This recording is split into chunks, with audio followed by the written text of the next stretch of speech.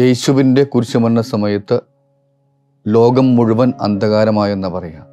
പ്രകാശം നഷ്ടപ്പെട്ടു, ഒരു ഭയം നിറഞ്ഞു. ഈ കാലഘട്ടത്തിലും ഭയത്തിൻ്റെ ഭാവങ്ങൾ ഒത്തിരിയുണ്ട്.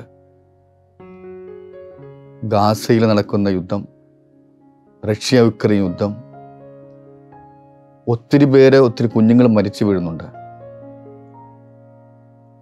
പട്ടിണി മരങ്ങൾ ഒത്തിരി ഉണ്ടാകാമെന്ന് പറയപ്പെടുന്നുണ്ട്.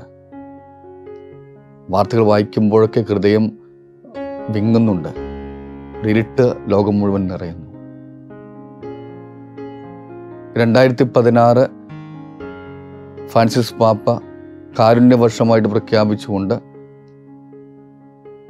സഭയിൽ ആഘോഷങ്ങൾ നടത്തി, കരുണയുടെ ആഘോഷങ്ങൾ. ആ വർഷത്തെ യുവജന സംഗമം നടന്നത് പോളണ്ടിലാണ്. ഫ്രാൻസിസ് പാപ്പ ആ ഇടം തിരഞ്ഞെടുത്തത് വളരെ മനോഹരമായിട്ടാണ്. യുവജനങ്ങൾ പോളണ്ടിലേക്ക് യാത്ര ചെയ്തപ്പോൾ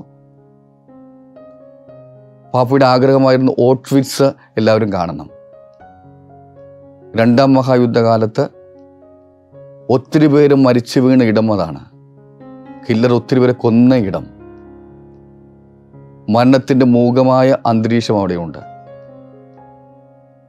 ഗില്ലറ്റിന് തലവെച്ചു കൊടുത്ത് വിഷം കുത്തിവെച്ച് ഗ്യാസ് ചേമ്പറിലേക്ക് ഇട്ട് ഒത്തിരി പേര് അവിടെ മരണമടഞ്ഞിട്ടുണ്ട്.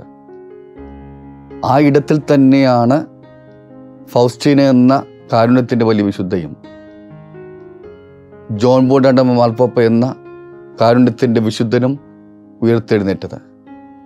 ഫ്രാൻസിസ് പാപ്പ അവരെയും കാണണമെന്ന് ആഗ്രഹിച്ചു.